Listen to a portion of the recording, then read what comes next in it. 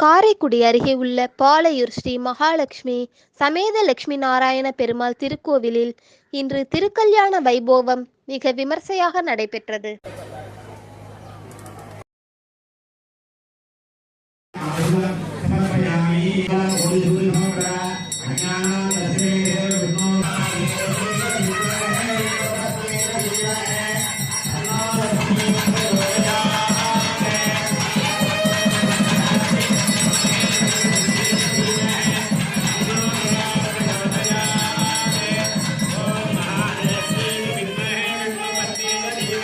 இதில் திரளான பக்தர்கள் கலந்து கொண்டு திருக்கல்யாண வைபோகத்தை பக்தி மயத்தோடு நமோ நாராயணாய கோஷத்தோடு கண்டு களித்தனர்.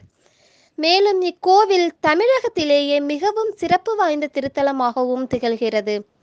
ஸ்ரீ மகாலட்சுமி அம்பாள் மூலவராக அருள் பாலிப்பது தமிழகத்திலேயே இந்த திருத்தலம் மட்டும்தான். நகரத்தாரின் பாரம்பரிய முறையான ஏலம் விடும் நிகழ்ச்சியும் நடைபெற்றது.